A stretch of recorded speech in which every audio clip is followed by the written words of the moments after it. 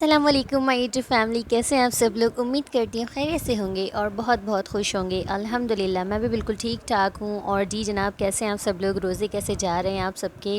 गर्मी इतनी ज़्यादा हो रही है और आपको वीडियो में नज़र आ रहा है कि हम घर की क्लीनिंग कर रहे हैं, घर की सफाई भी करनी है।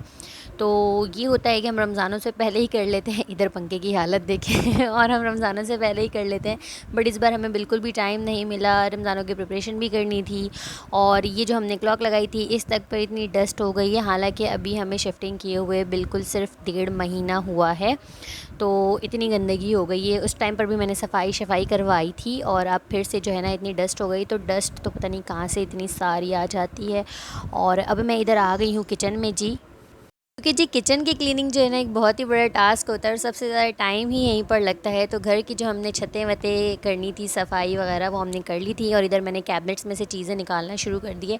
हर सारे कैबिनेट्स को एक साथ तो नहीं बाहर रखा क्योंकि जो है जगह थोड़ी सी कम है और बिल्कुल जो है ना बखीरा हो जाता।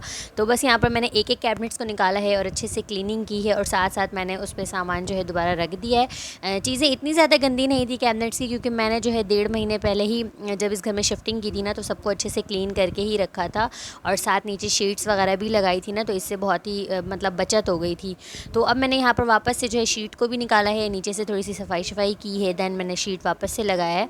और यहाँ पर सारी चीज़ें जो हैं साफ़ करने वाली, क्लीन करने वाली थी, वो मैं क्लीन कर रही थी। और इधर जो है मैं गुड़ मैंने रखे थे शॉपर में, ये बेसिकली आतिफ़ खाता है शौक़ से।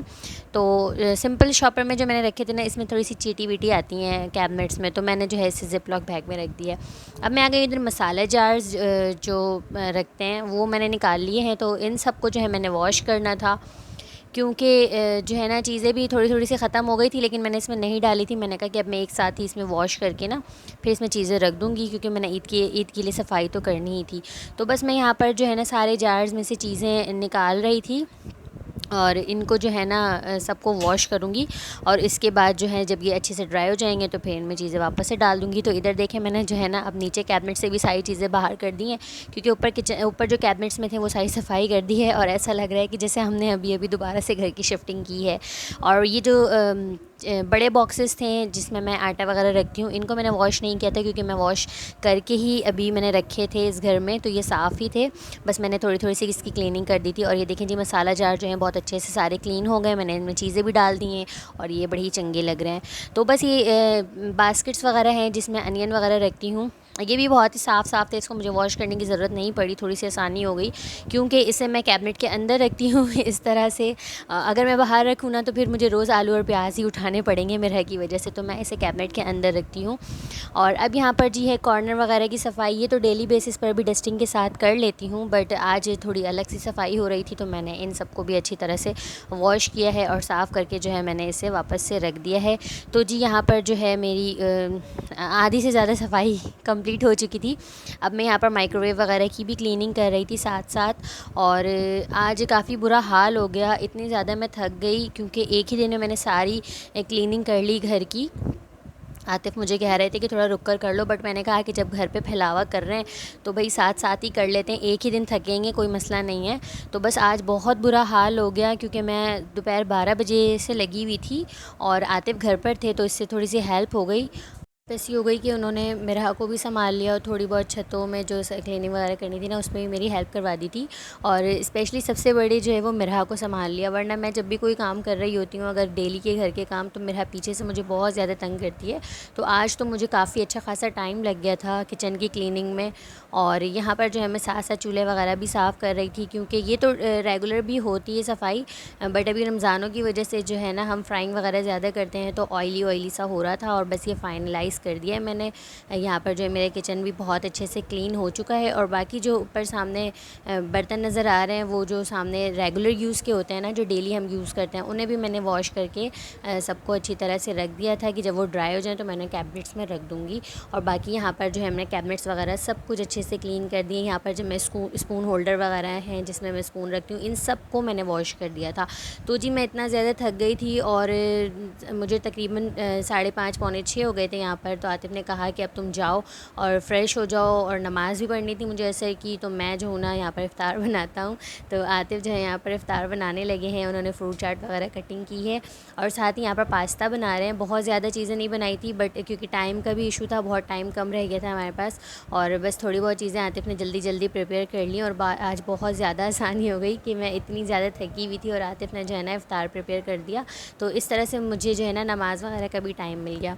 तो मैं जब नमाज़ से फ़्री हुई तो यहाँ पर आतिफ़ जो है ना वो पास्ता बना रहे थे। तो मैंने आतिफ़ से कहा कि आतिफ़ आपको पास्ता बनाना आता है? तो आतिफ़ ने कहा नहीं, तो मुझे गाइड कर दो। तो मैं बस यहाँ पर आतिफ़ को खड़े होकर गाइड कर रही थी कि क्या चीज़ें करनी है क्या नहीं। मैंने कहा ठीक है, गाइड मैं करती हूँ, बट आप बनाएं, देखते हैं कैसा बनता है। कहते हैं ना हाथ का जायका आता है। तो मैंने आतिफ़ से कहा कि आप बनाएं, मैं देखती हूँ आपके हाथों का कैसा टेस्ट है।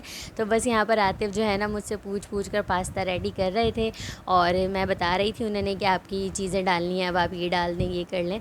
और चिकन वगैरह को बॉईल करके आतिफ़ ने जो है ना श्रेड कर लिया था और सारी चीज़ें जो है ना यहाँ पर ख़ुद ही प्रिपेयर करके रख ली थी और सॉसेस वगैरह निकाल लिए थे। इतना तो पता है कि क्या चीज़ें डलती हैं क्या नहीं, बट आतिफ़ ने आज से पहले पास्ता नहीं बनाया, बस यहाँ पर फ़र्स्ट टाइम जो है ना वो बना रहे थे।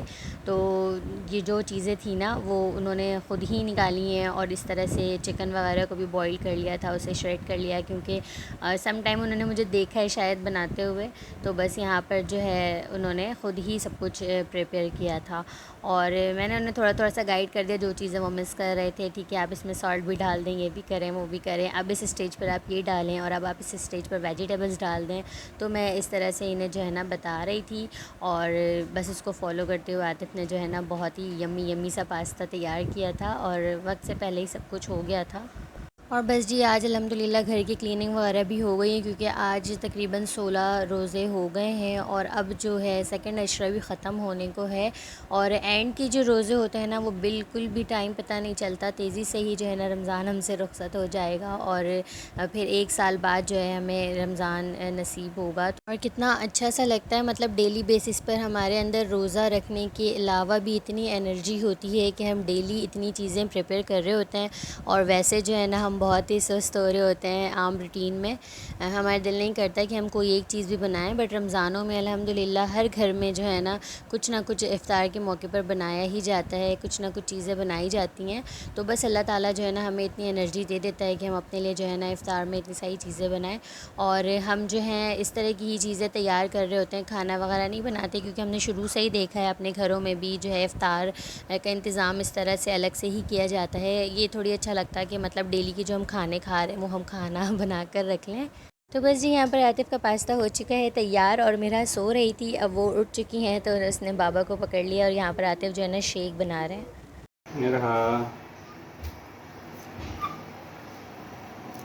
यहाँ आओ, आ जाओ आ जाओ आ जाओ।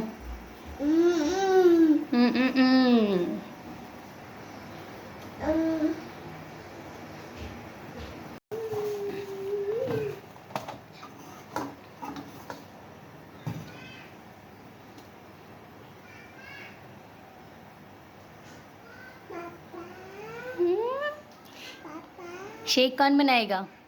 मेरा मामा या पापा?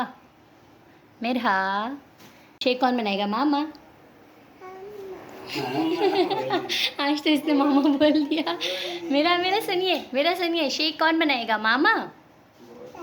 पापा बनाएंगे।